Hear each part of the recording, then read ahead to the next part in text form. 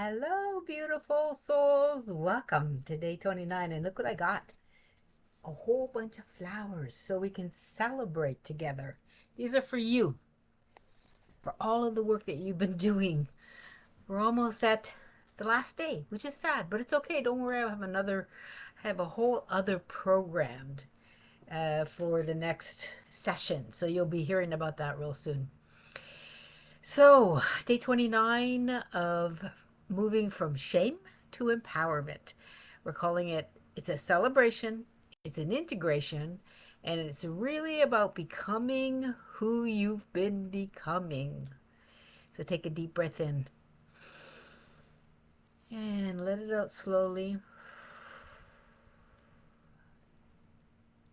We're almost completing our journey together on this one.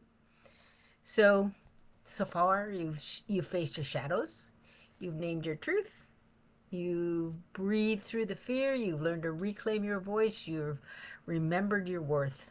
And today, I want you to celebrate that. It's not the kind of confetti celebration, although you can if you want to, but it's the kind that happens deep inside your chest when you realize who I was 29 days ago and how far you've come, how much you've grown. Even if it's just incremental little things, they make big changes in the quality of your life. You've shifted something real, and that deserves to be felt and honored, and of course, integrated into your being. So let's talk a little bit about what does integration really mean. It's not about never feeling shame again. So just wipe that one out. It's about recognizing it faster, recovering quicker, and remembering your wholeness sooner. Think of it like this: the first time shame showed up, maybe it took you days or weeks to notice, and you spiraled and you overanalyzed and you shut down, right?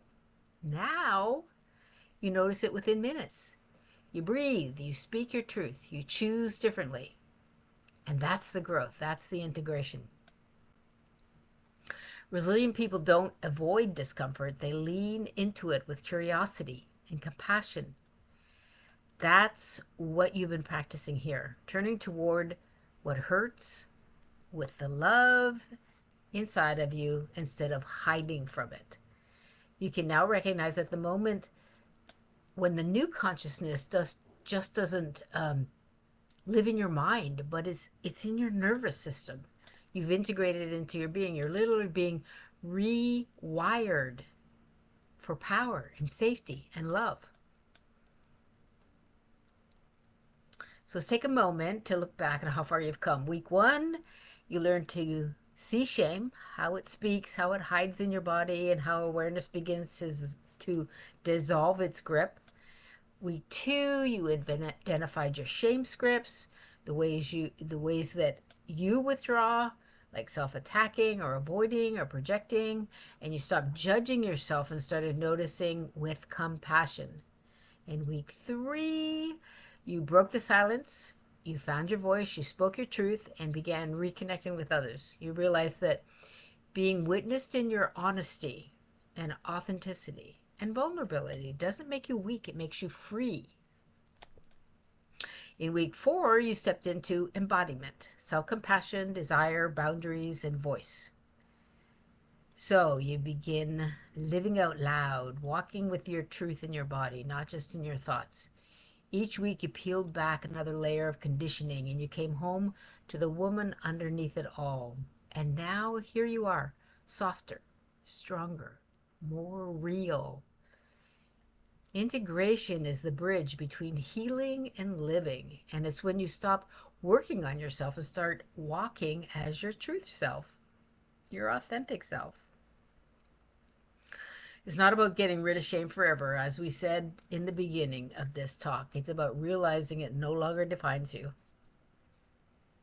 You're going to still have hard days, maybe. Typically, we do. The challenges don't seem to stop. And I'm a long way down the road. And I can say I still get challenges. But those days we won't undo us anymore. They don't have the same effect on us anymore because we know what's happening. Um, we'll catch ourselves saying, well, that's my old script.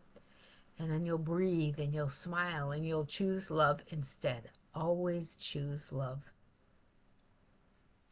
That mastery, not perfection, but that's mastery, not perfection, but presence.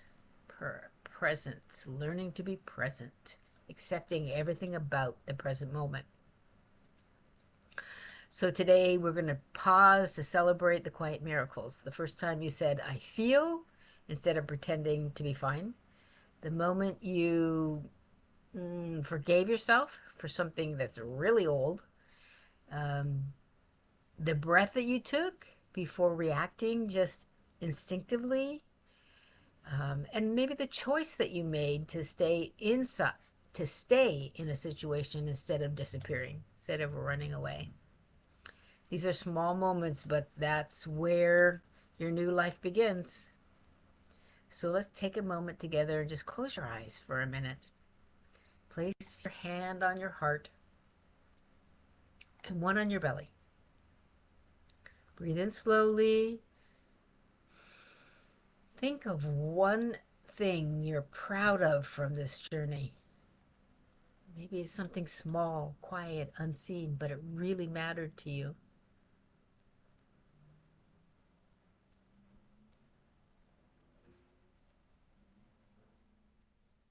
Breathing out and whispering softly to yourself, I honor how far I've come.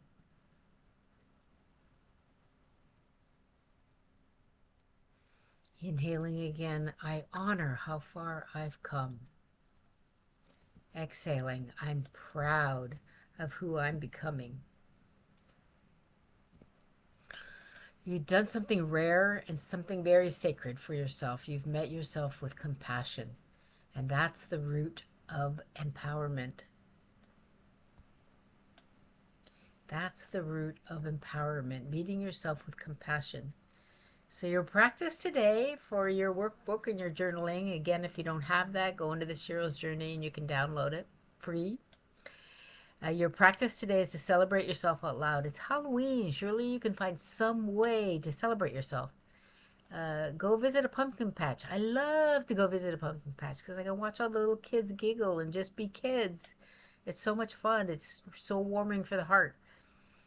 Or if you can't get out to a Halloween thingy, just maybe write a letter to the woman you were 30 days ago.